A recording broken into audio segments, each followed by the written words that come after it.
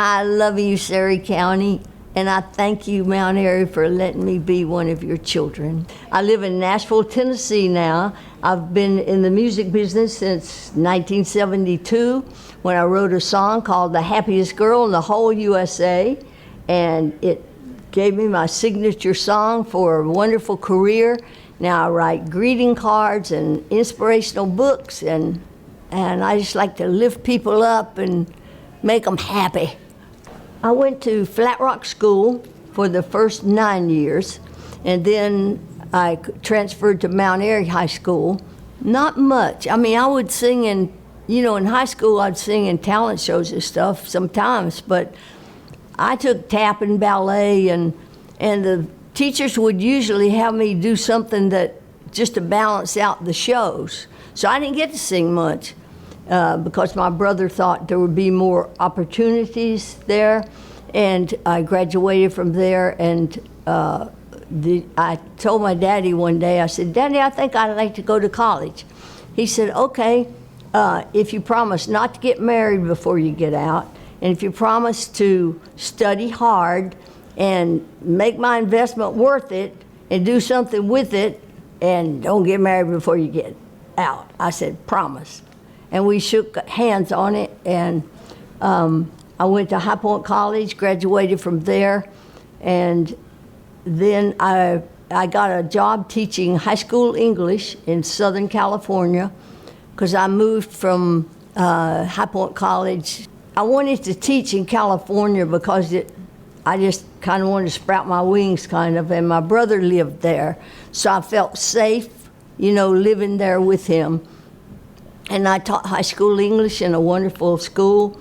I became head of the English department, and then I decided to work on my dream to become a singer, because it had always been in my heart to sing, And I was really bashful, didn't know what I was doing, didn't have much experience.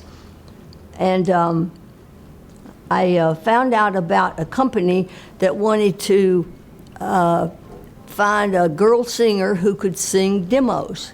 I called the phone number of the company I'd heard about that wanted a girl singer to sing demos, and made an appointment and met a gentleman there, and I handed him the two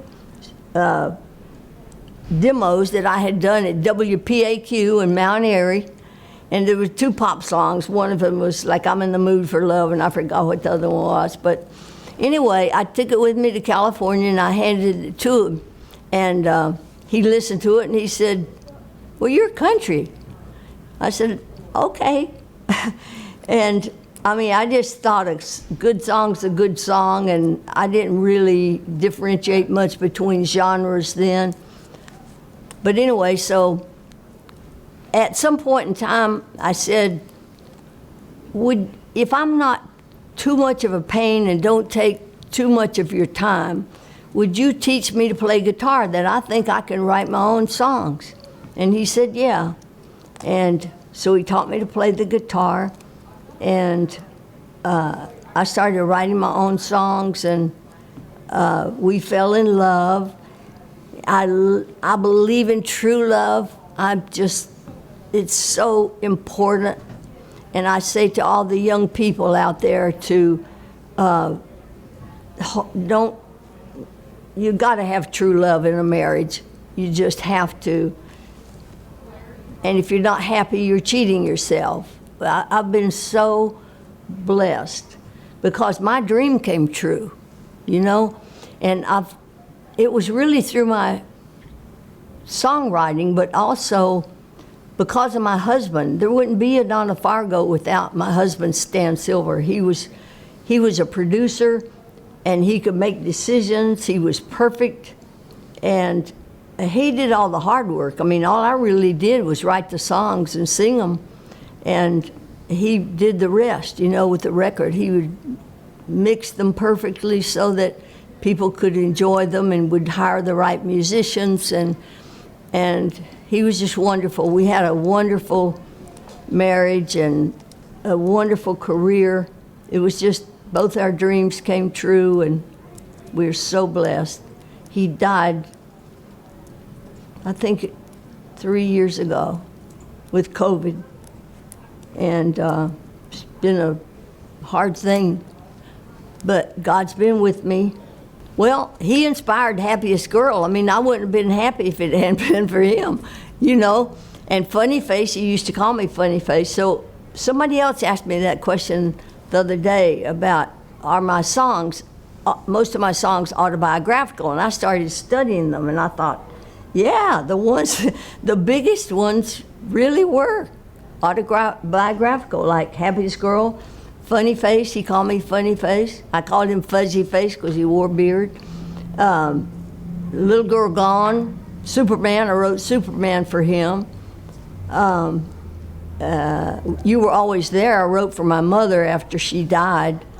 And I wrote a couple of songs for Daddy and Daddy Dumpling. And just a lot of them were, but some of my best songs too weren't autobiographical at all, and they weren't even singles. I mean, one song that I'm so proud of that I wrote is called Song with No Music. And you know, sometimes as a writer, you just want to tell a story and just make it all up yourself, but it's got to be so real. And that's when you really discover your talent, I think, in writing, because with this song with no music, I wanted to express emptiness, because I met a lot of people who would come through the autograph line and they would tell me their life story, women. And, you know, just in 3 minutes' time, I just had a picture of what their life was like. And I love to listen to people and just imagine what they've gone through and all. And this song is about making choices that you didn't mean to, and having kids you didn't mean to, and you know, things like that, where we don't talk about actions that cause consequences. You know, if you don't make plans and you just do whatever, that's what you get.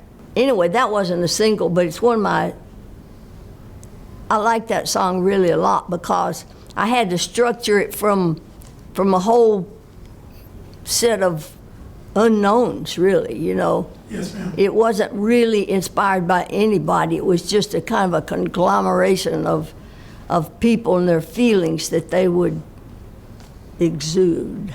Is Mount Airy special to you, ma'am? Absolutely. How? It's my foundation. It's where I grew up. It's where I worked in clothing stores, and I started working when I was 5 in tobacco, and I just always wanted to make money and be independent. And I started out about a quarter a day, I think, maybe 50 cents. But you know, and I'd make a little more after that, and so as long as I was improving, I was okay, you know. And then after I got in high school, I started working in clothing stores and never took a paycheck home. And it really caused me to kind of just, you know, I'm always saying it's all about the outfit. You know, you know how girls are. We just love fashion and clothes and stuff. And I think that working in those stores inspired that. And also my teachers inspired me to be an English teacher.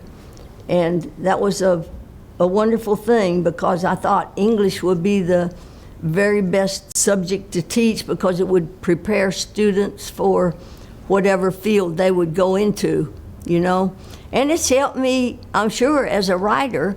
I can, you know, I know how to analyze a sentence and know when I intentionally say something wrong, you know, but just because I sense the feeling that I'm trying to convey in a song. So I didn't restrict myself, because I knew right from wrong grammatically and all that.